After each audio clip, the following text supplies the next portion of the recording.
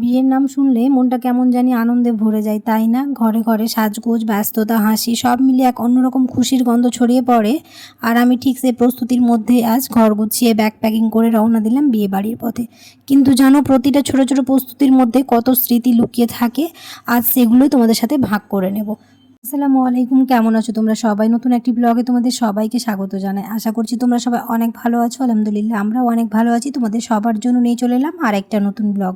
কখনো কখনো একটা পুরানো কুশানো গল্প বলে, যেটা একদিন ঘর সাজতো ওটাই আজ নরম হয়ে গেছে সময়ের সাথে। তবুও আমি ছাড়িনি, একটু যত্ন নিয়ে দুটো কুশান একসাথে জুড়ে দিলাম। ভাবলাম ঘরটার মতো মনটাকেও আজ একটু নতুন করে সাজাই। সোফার সেটের যে বালিশগুলো সেগুলো বড় হওয়ার জন্য সেগুলো তুলেই রাখা হয়েছে। আর এগুলো অনেক দিন আগে অনলাইন থেকে কেনা হয়েছিল, প্রায় 5 বছর হয়ে গেল।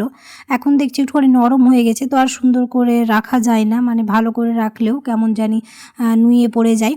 তাই ভাবলাম একটার মধ্যেই দুটো কুশন রেখে দিই, এতে টাইট হয়ে থাকবে আর সোফার সৌন্দর্যটাও বৃদ্ধি পাবে। তাই একটার মধ্যেই দুটো কুশন রেখে দিয়েছি। আপাতত ওটা দিয়েই কাজ চালাই, যতদিন কেনা হয়নি। আর পুরনো জিনিস হলেও সব জিনিসেরই মায়া থাকে, যেহেতু অনেক দিন হয়ে গেল ওটাকে আবার ফেলে দেবো। তাই ভেবেছি নিচের সোফাতে যেহেতু কোনো রকম কুশন নেই, তো ওই কুশনগুলো নিচে নিয়ে চলে যাব।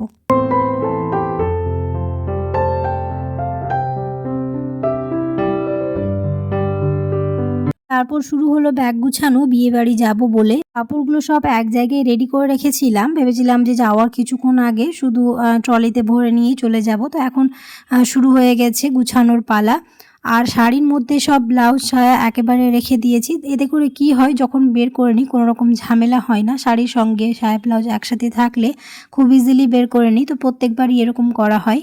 বাড়ির ওই পুরানো কুশনগুলো জানে কত স্মৃতি জমে আছে ওদের ভাঁজে। সময় যত যায় তত যেন নরম হয়ে যায় ওগুলো, ঠিক যেন আমাদের মতোই সব কিছু সহ্য করে নরম হয়ে যাওয়া।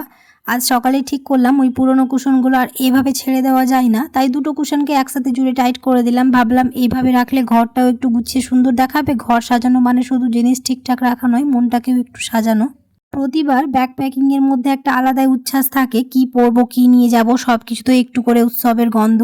যাওয়ার সময় যে আনন্দের সহিত ব্যাগগুলো গুছিয়ে নিয়ে যাওয়া হয়, আসার সময় তেমনই আবার মনটাও খারাপ হয়ে যায়। তারপর সব কিছু গুছিয়ে রেডি হয়ে বেরিয়ে পড়লাম। রাস্তায় বেরোলেই মনটা অন্যরকম শান্তি পায়। গাড়ি জানালার বাইরের দৃশ্যগুলো, গ্রামের রাস্তাঘাট, ধুলো মাখা বাতাস সবকিছুর মধ্যে একটা অদ্ভুত প্রশান্তি লুকিয়ে থাকে।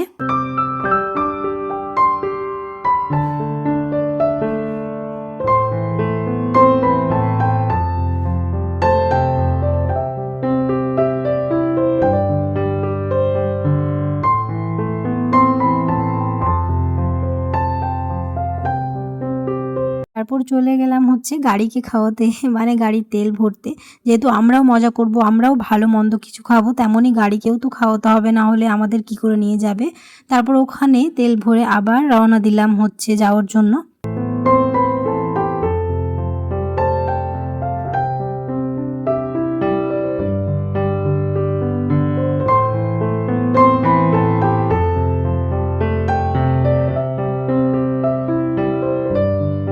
ধীরে ধীরে পৌঁছে গেলাম মালদায়। পথের দৃশ্যগুলো এত সুন্দর লাগছিল, মন চাইলো আরও কিছুক্ষণ যেন গাড়িটা এভাবেই চলে।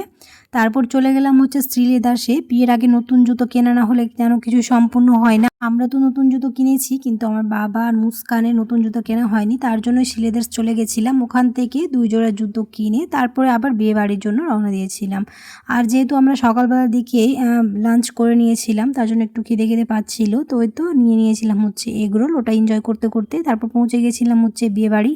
জুতো কিনে যখন বিয়ে বাড়ি পৌঁছালাম, সেখানে যেন আলাদা একটা উষ্ণতা। সবাই ব্যস্ত, কেউ সাজছে কেউ থালা সাজাচ্ছে। প্রিয়জনদের হাসি, ব্যস্ততা আর ভালোবাসা মিশে এক সুন্দর পরিবেশ। দিনের শেষে জীবনও তো এমনই, পুরনো কুশনের মতো সময় গেলে একটু নরম হয়ে যায়, কিন্তু যত্ন নিলে আবার নতুনের মতো লাগে।